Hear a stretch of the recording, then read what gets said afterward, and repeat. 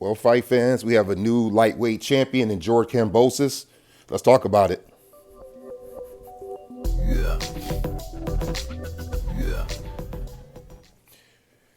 Teofimo Lopez against George Kambosos for the lightweight crown. It was George Kambosos by split decision. Let me start off by saying I got this fight wrong. I had Teofimo Lopez by decision, by unanimous decision. But the fight did not go that way. Let's start with some pros and cons. Let's start with George Kambosos. The pros would be he came in there very game. George did not come in there to be an opponent. It was very evident. He had very positive energy coming off of him. Everything that man was giving off showed that he came in there to win that fight and to not just be an opponent. He had good counter punching. He did pretty good body work. He did a good job after he got knocked down by showing that heart of a champion and getting up, and he just kept on fighting. Now let me move to the cons. The cons would be that heart of a champion could have got him taken out in that 10th round. I would have liked to see him do a little more movement, show a little more body work instead of standing right in front of Teofimo, who is a hard puncher. As for Lopez, the pros would be he also came in the fight very game. He came in the fight with a lot of positive energy. He came in the fight with that, I want to knock this guy out and show everyone that me beating Lomachenko was not a fluke. I thought that Teofimo did a good job of mixing his punches up here and there, and he did a good job with that knockdown in the 10th round. He actually caught George with that same shot a little bit earlier and knocked him down again with that straight scraping right hand. Now, as for the cons, it would be that Teofimo Lopez came in there wanting a war. I know for a lot of fight fans, that's a positive, and yes, I was very entertained with it. But I didn't think that was a great game plan for him to come in wanting to knock George out. He said he wanted to, and he looked like he did. And what I mean by that is that a lot of fighters say they want to knock a guy out, but it's just talk. Teofimo seemed that he really wanted to do that. Let's move on and talk about the fight. As you all know, in the first round, Teofimo goes down.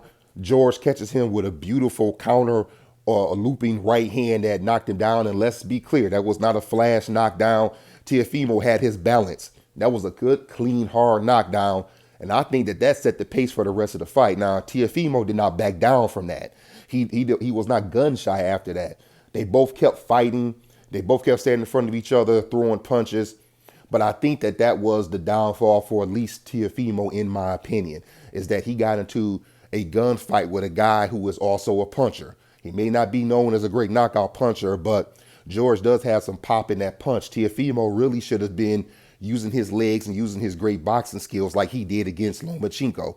That's the Teofimo who I thought I was going to see in this fight. Yet instead, I get the guy who came in there, in my opinion, overconfident, thinking he was much better than this guy, thinking that this guy was not on his level, and this guy was on his level. The fight goes that way into the 10th round, where Teofimo catches George with that straight scraping right hand. He knocks him down. He actually had George hurt, but I would have liked to seen him mix his punches up a little bit more and maybe try to get George out of there in that 10th. I think he just punched himself out instead of really timing his punches, maybe hitting him to the body a little bit, getting close, flicking the jab. And when George holds him, hit him in the body a couple of times to weaken him down. The last few rounds were kind of toss-up rounds. Some people believe that George won those rounds easily. Some people believe Teofimo could have won those rounds. But then we get to the decision.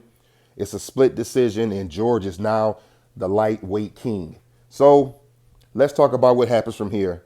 For George, it's pretty clear. He said that he will rematch Teofimo in Australia if that's what Teofimo wants. But you heard what George said to Lopez. He said, brother, you need to move up. And I think George knew that he's looking at a super lightweight in there who he was fighting. A super lightweight, possibly a small welterweight is who he was in the ring with. And that's why he said, brother, you just need to just move up. But if you don't, I'm willing to fight you again, but in Australia. But if that doesn't happen, George already said what he would like. He said, listen, Devin Haney fights next week.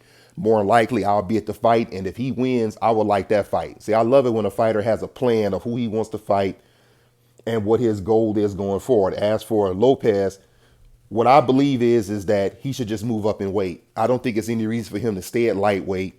He looked very blown up in there. And no, I don't think that him making weight again caused him to lose the fight. So I really don't want to hear that excuse.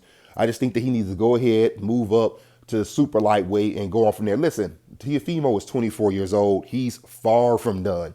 His best days are still ahead of him, and he's actually a very good fighter, which is why I picked him in this fight. And yes, I did pick him to lose that Lomachenko fight because I thought that he would come to that fight a little overconfident and that the more skilled, I should say, the more boxing skilled fighter is what I mean to say. Fighter was going to basically school him in that fight. It didn't happen. Teofimo stood up to the moment and he beat Lomachenko. But I do think that maybe he needs to just move up to super lightweight now and let's see what he can do from there. Well, what did you think about it, fight fans? Who did you pick?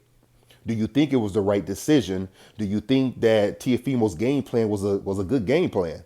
And what do you want to see either of these fighters do from here, Kambosos or Lopez? What do you want to see them do from here? If you haven't already, like and subscribe, hit the notification bell so we can always talk boxing. Other than that, that's all I got. Holla at y'all later.